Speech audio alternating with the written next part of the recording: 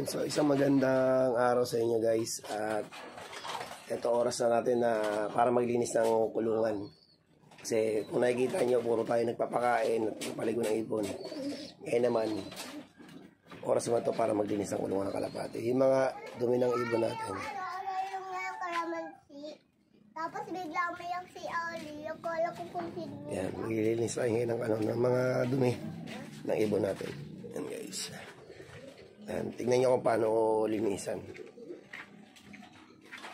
Bali, ginagawa ko pala, pinapataba ko to sa halaman. Ngayon, kinokomposit nila muna. Kumbaga, hinahalo ko sa lupa para yung mga dumi na is ma-recycle. Kumbaga, talaga, mahalo sa lupa yung dumi ng kalapate. Tapos, doon natin gagawin composite ng mga halaman. Gagawin natin pataba.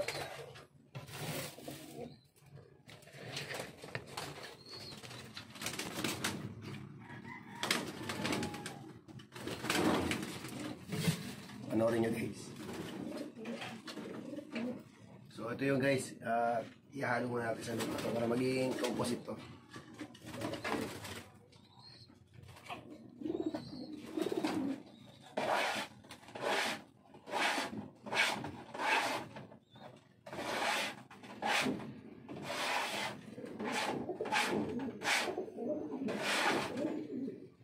Bali, para tatagal to ng mga 1 linggo. Tapos pag 1 linggo na, halo ulit natin, tatabunin natin. Yun, para lahat talaga yung pinaka-acid ng dumi ng ibon is maging talaga abono na.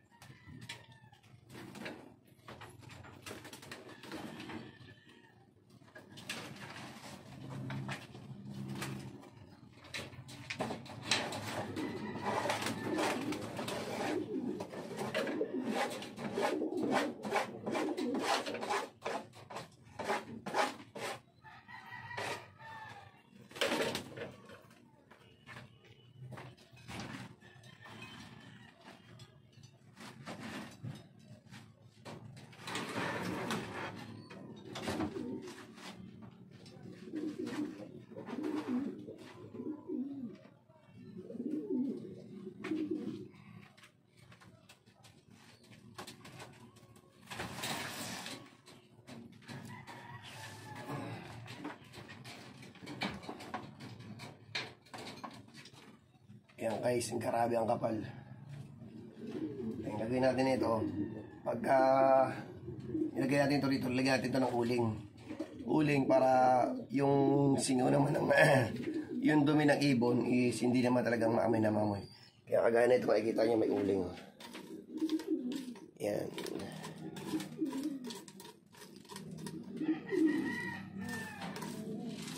Para maging pataba talaga siya. Yan. Gagawin natin patabayan.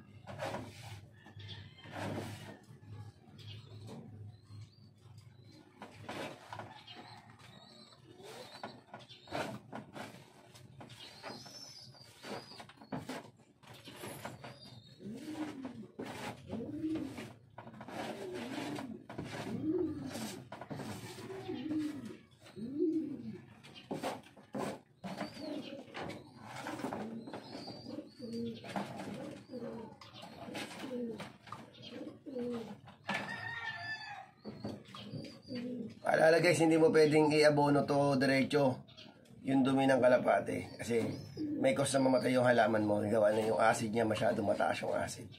So kailangan natin talaga siyang magsama-samahin muna yung uling, yung lupa para maano yung acid mabawasan.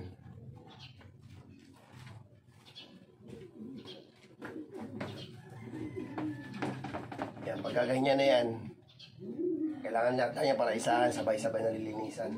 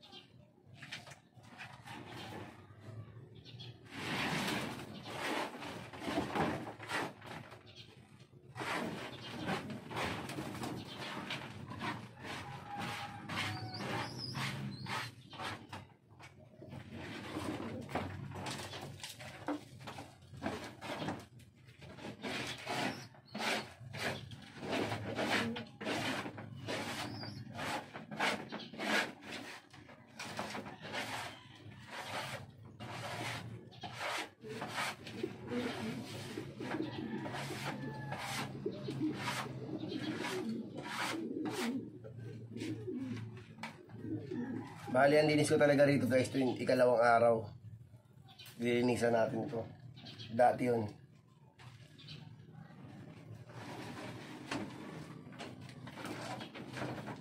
Yan, kapag natanggalan natin ng ano yan, na dumi yan, doon naman sa tubigan. Kailangan natin hugasan to.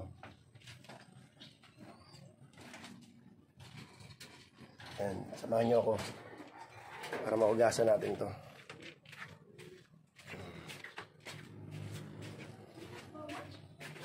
Para malinis talaga.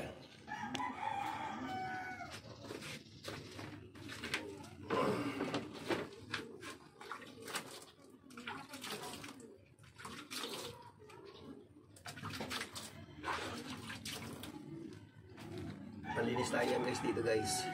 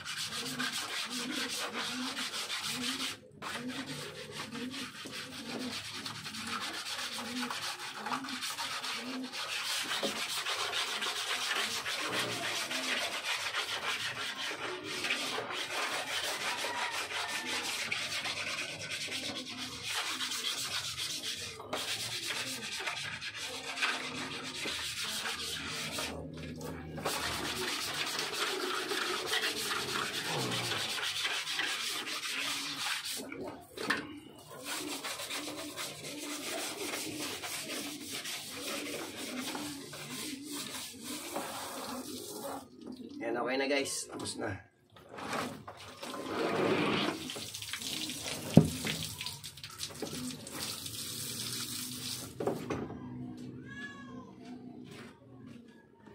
At ibabalik natin to uli doon. Doon lang yan guys. Kaya dati talaga, tuwing ikatlong araw, 2 araw ako maglinis na ito. Para hindi rin sayang sa tubig. Yan. Ay, hindi pa nga nakapagpakain. Hindi pa pala nakapagpakain ng ibong ko.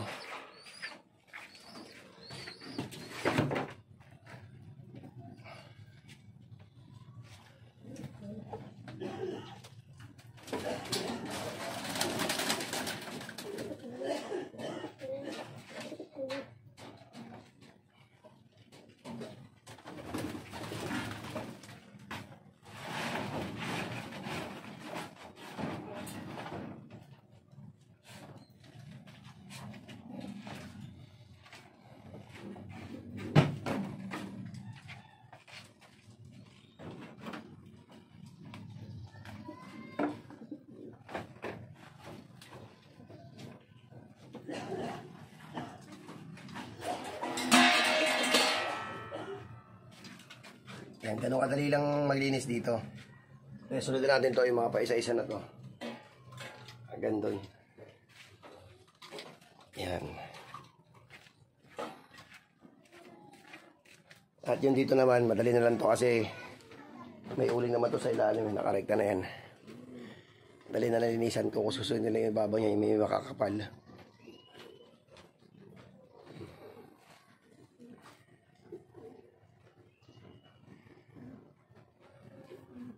Hindi pa tayo nakapagpakain, hindi pa nakakabili ng patoka. Yan, huli pakain ko kagahapon. Mamaya, bibili pa tayo ng patoka mamaya. Yung mga ano. Tapos ito ginagawa natin. Yan, patoka.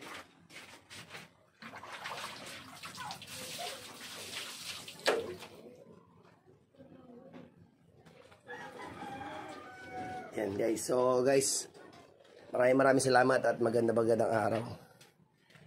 Yan, mag-update ulit tayo mamaya. Baka mapag-live pa tayo mamaya, mag-live tayo.